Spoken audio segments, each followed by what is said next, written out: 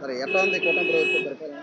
ఆంధ్ర రాష్ట్రం ఏ జన్మలో చేసుకున్న పుణ్యమో ఈరోజు కూటమి ప్రభుత్వం ఈరోజు ఆంధ్రప్రదేశ్ రావడం అనేది చాలా వెలకట్టలేనటువంటి అద్భుతమైన విషయం ఇది.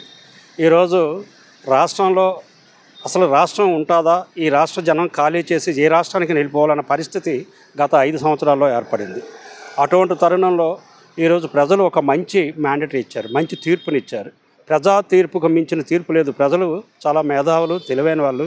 ఆ తెలివితేటలతో ఈ రాష్ట్రం నాశనం అయిపోతున్న టైంలో, అంటే ఒక విధంగా చెప్పాలంటే ఒక వెంటిలేటర్కి వెళ్ళింది. వెంటిలేటర్లో ఉన్న పేషెంట్ మాదిరిగా మన రాష్ట్రం తయారైంది. అటువంటి టైంలో ప్రజలు తీర్పు చెప్పి మంచి వైద్యం చేశారు ఈ రాష్ట్రానికి. ఆ వైద్య ప్రభావం వలన ఈరోజు రాష్ట్రం బ్రహ్మాండంగా సస్యశ్యామలుగా ఉంది.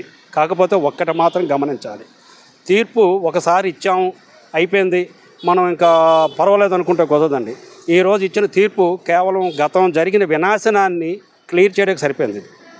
గతంలో 5 సంవత్సరాలు ఈ రాష్ట్రం ఎలాగైతే తగలడిపోయిన రాజ్యాన్ని, ఆ రాష్ట్రాన్ని మంటలు ఆర్పి ఒక భూమి మీద తీసుకొచ్చి ఒక పొజిషన్ తీసుకొచ్చారు. ఇప్పుడు మళ్ళీ ఇదే భూమి మీద డెవలప్మెంట్ కావాలి అంటే నెక్స్ట్ తీర్పు కూడా ఇదే విధంగా ఇస్తే ఈ రాష్ట్రం సస్యశ్యామలంగా ఉంటుంది.